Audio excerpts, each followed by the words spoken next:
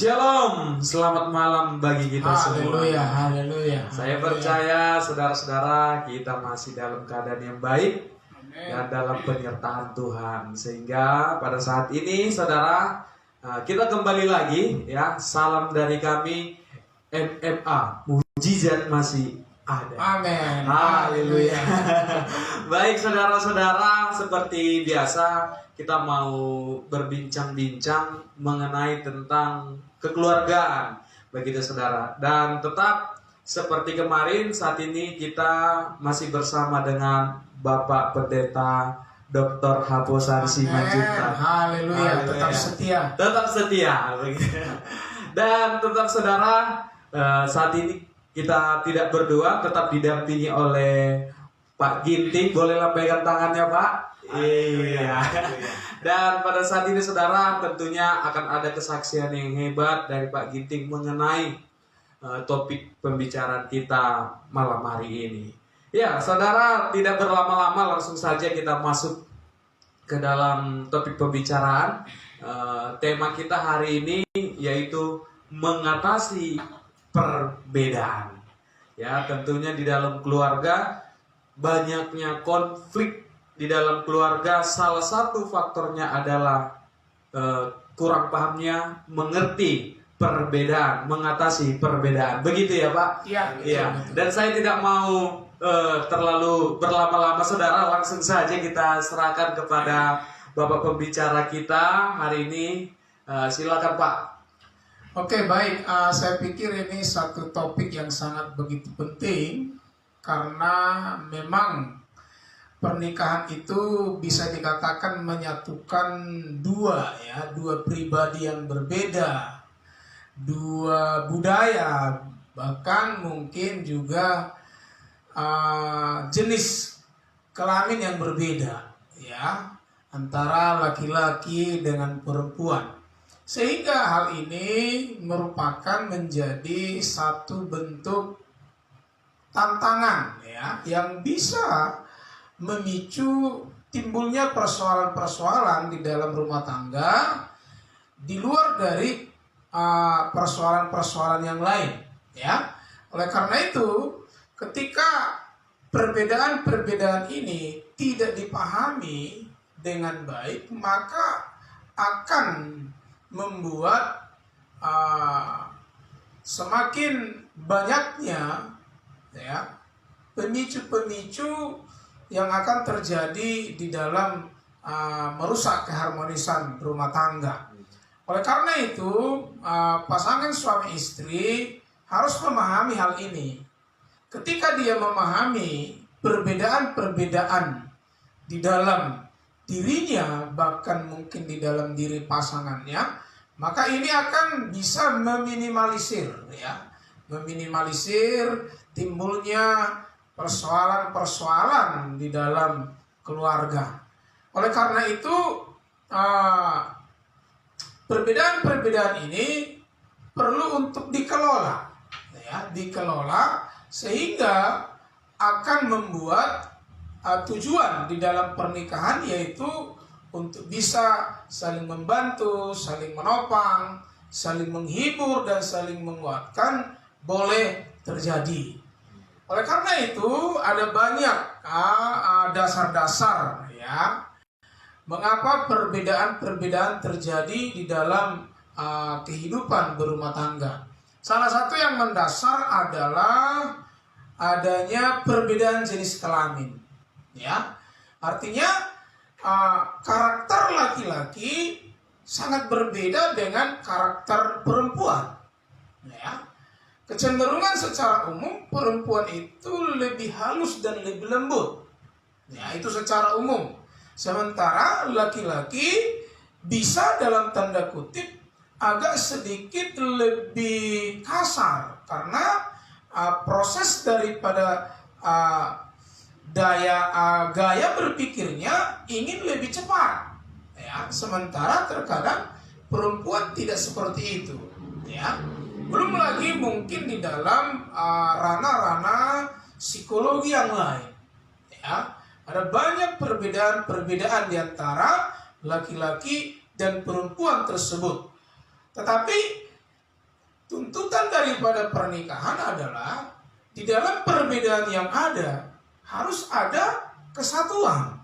Ya, jadi bisa dikatakan pernikahan itu adalah satu bentuk ya penyatuan dalam pribadi yang berbeda untuk mencapai tujuan yang sama.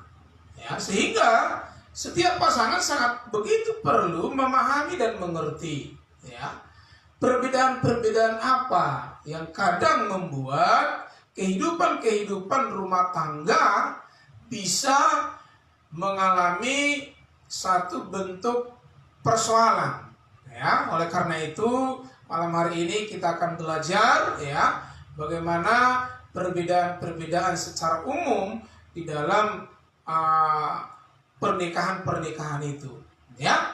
Begitu kira-kira menjadi pendahulu dari topik kita ini ya. Baik, terima kasih Pak. Waduh, saudara-saudara masih awal saja sudah memberikan banyak Haleluya. pencerahan begitu ya saudara.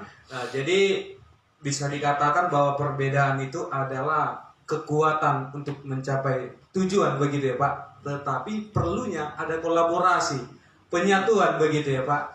Baik, saudara-saudara, sebelum kita lebih lanjut, nanti buat Bapak Ibu Saudara interkasih yang mau memberikan pertanyaan dan meminta pendapat mengenai situasi-situasi yang di dalam keluarga Bapak Ibu Saudara, boleh nanti disampaikan di dalam chat komentar dan di akhir acara kami akan menanggapinya. Baik, terima kasih dan kami percaya kita semua dapat setia untuk menyaksikan acara ini sampai dengan selesai. Baik, ada pertanyaan saya Pak mengenai apa sih makna perbedaan sehingga perbedaan ini bisa dapat teratasi begitu Pak? Ya, kita tidak bisa pungkiri Bapak Ibu Saudara bahwa perbedaan antara laki-laki dan perempuan itu ada. Ya, oleh karena itu mungkin secara umum kita lihat dulu jenis-jenis perbedaan ya di dalam kehidupan pasangan-pasangan pernikahan. Yang pertama, perbedaan-perbedaan itu bisa muncul oleh karena latar belakang pendidikan yang berbeda ya. Jadi latar belakang pendidikan antara suami dengan perempuan jika memiliki strata yang berbeda ya. Contohnya sederhananya mungkin istrinya mungkin hanya tamat SD ya, sementara suaminya tamat sarjana ya. Ini tentunya akan membuat perbedaan ya. Perbedaan di dalam sisi-sisi wawasan ya. Perbedaan di dalam respon-respon dalam menghadapi masalah. Karena segala sesuatu yang timbul dalam hati dan pikiran kita ya ditentukan dari bobot pengetahuan yang kita miliki ya. Seperti itu. Sehingga saya boleh berkata setiap pasangan-pasangan yang mungkin baru berpacaran saat ini belajar juga untuk melihat hal itu. Jangan yang penting sudah cinta, ya memang cinta kekuatan yang sangat besar nantinya untuk bisa mengatasi perbedaan. Tetapi maksudnya di sini kita harus mencoba meminimalisir setiap perbedaan. Ya.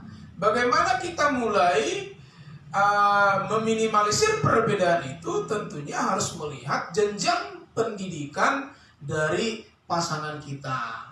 Kenapa ini sangat mempengaruhi? Seperti yang saya katakan tadi, ketika wawasan atau pengetahuan ya dari pasangan itu berbeda, maka cara meresponnya pun atau cara merespon atas satu masalah, satu problem itu pasti berbeda.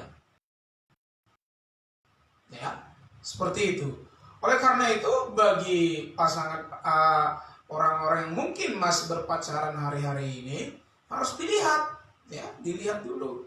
Aku ini tamat S1, ya, tamat SMA, ya harus kalau bisa selevel, ya, selepel. Supaya apa? Supaya wawasan-wawasan atau keilmuan-keilmuan yang dimilikinya ya bisa benar-benar sejajar ke depan ya dalam meresponi, contohnya dalam membesarkan anak ya, dalam membesarkan anak. Kalau mungkin ya orang-orang yang memiliki perbedaan pendidikan ya, contohnya kalau di dalam pendidikannya lebih tinggi sudah mengerti tentang konsep-konsep gizi ya, seperti itu, dari mana datangnya vitamin A, vitamin B, vitamin C ya. Tapi kalau pasangannya tak mengerti atau mungkin strata pendidikannya lebih rendah, bisa berpikir yang penting kenyang ya kan gitu, anaknya kenyang. Tapi pasangan yang satu berkata bukan hanya masalah kenyang ya, sehingga nanti di realita yang ada hal ini bisa memicu ya, memicu satu bentuk persoalan di dalam nikah rumah tangga mereka.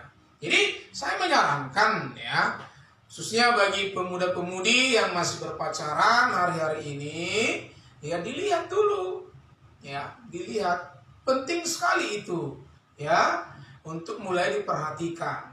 Tapi kita tidak berkata kalau orang yang strata pendidikannya rendah ya nanti akan jadi semakin memiliki masalah besar di dalam pernikahan. Ya kalau mau belajar ya pasti akan bisa, ya kan begitu ya. Atau mungkin ya perlu untuk mulai belajar ya, mencari pengetahuan-pengetahuan yang lebih supaya bisa mengimbangi ya. Jadi itu yang pertama, latar belakang pendidikan itu akan mempengaruhi perbedaan ya.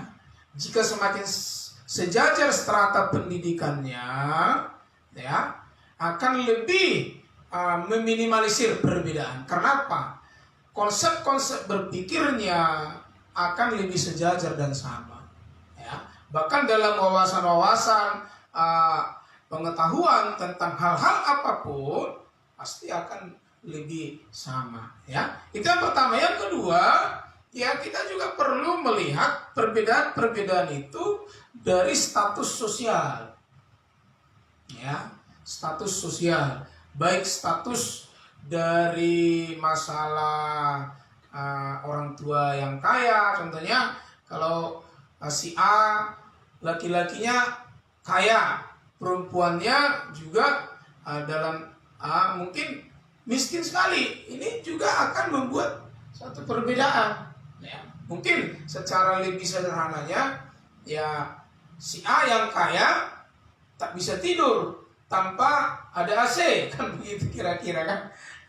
Sementara pasangannya yang mungkin ya miskin, tak ada AC ya, bisa tidur tanpa ada AC karena apa? Udah terbiasa ya. Jadi ketika mereka menyatu, yang satu tak bisa tidur tanpa AC, yang satu bisa tidur maaf tadi, yang satu bisa tidur harus tidur dengan memakai AC, yang satu tidak memakai AC tidak apa-apa. Jadi nanti ini menjadi sesuatu masalah juga ya. Artinya kehidupan sosial dari calon-calon pasangan itu juga perlu diperhatikan ya. Tentunya yang kaya dengan yang miskin ya. Bukan kita berkata yang miskin tidak bisa menikah dengan yang kaya ya, tapi perlu untuk meminimalisir ya. Sekarang ini kan tujuan kita kan meminimalisir perbedaan ya. Bagaimana memperkecil ruang perbedaan di dalam pasangan-pasangan tersebut.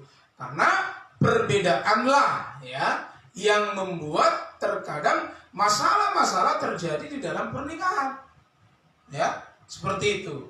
Jadi status sosial contohnya juga di dalam hal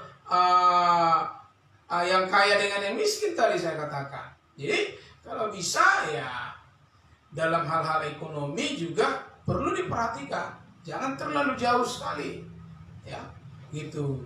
Nanti yang satu tidak terlalu tahu bergaya ya kan gitu, yang satu banyak gaya gitu ya, sehingga tidak seimbang. Ya, yang satu sederhana penampilannya, yang penting pakai baju rapi, bersih, pola pikirnya mungkin seperti itu. Tapi yang satu ya harus terlihat benar-benar bajunya harus baru, ini baru. Tentunya itu membuat perbedaan-perbedaan. Ya, jadi status sosial, ya status sosial harus juga diperhatikan karena status-status sosial kita, ya baik di dalam hal-hal ekonomi itu juga banyak membentuk kebiasaan-kebiasaan, ya itu. Kalau kita contohnya yang miskin-miskin ya tanpa lauk pauk pun bisa makan kan gitu ya. Tapi kalau yang kaya ya harus pakai lauk pauk, itu pun menunya menu-menu pilihan, ya kan begitu. Sehingga nanti ini membuat perbedaan. Itu hanya sekilas, ya. Lalu yang ketiga, ini yang tidak kalah penting itu adalah nilai-nilai keluarga, ya. Nilai-nilai di dalam keluarga calon-calon pasangan juga harus diperhatikan. Ya, contohnya mohon maaf lah kalau orang tuanya mungkin sintua, ya, tentunya nilai-nilai dalam keluarganya pasti berbeda, ya. Atau ada mungkin ya di dalam keluarganya, keluarga ini berasal dari keluarga yang suka mabuk-mabukan, tak ada aturan, ya, gitu. Ini tentunya akan membuat perbedaan, ya, sehingga hal ini perlu diperhatikan, ya. Makanya bagi pemuda-pemudi yang sedang membangun hubungan, penting juga perlu untuk bermain-main ke rumah calon mertua, ya, supaya apa, melihat bagaimana sih nilai-nilai kehidupan di dalam keluarga calonku ini, ya, lalu dibandingkan dengan kehidupannya, ya, karena banyak kehidupan kita ini sebetulnya dipengaruhi dari nilai-nilai keluarga, ya, nilai-nilai yang sudah ditanamkan oleh orang tua, ya, gitu. Tentunya di keluarga itu tak ada pernah berdoa. Di keluarga si B, wah itu doa menjadi bagian yang tidak bisa terhilang, ya. Ini menjadi satu bentuk masalah ke depannya, ya. Jadi bukan hanya sekedar yang penting pasanganku ini bisa memahami aku, tidak. Karena banyak nanti hal-hal yang kita rohani, ya, nilai-nilai rohani. Tentunya seorang gadis yang suka ke gereja atau mungkin pelayan Tuhan, ya tentunya kita inginkan ya kalau bisa harus berpacaran, ya, mungkin mencari calon yang juga memiliki nilai-nilai rohani yang primer dalam hidupnya, sementara pasangannya sepele dengan hal itu. Tentunya ini akan membawa masalah ke depan, ya. Sehingga bisa saya katakan ada 4 hal ini mempengaruhi. Yang kedua, status sosial, ya. Yang ketiga, nilai-nilai di dalam keluarga, ya, perbedaan, ya, di dalam kehidupan rumah tangga yang perlu untuk mulai dimengerti.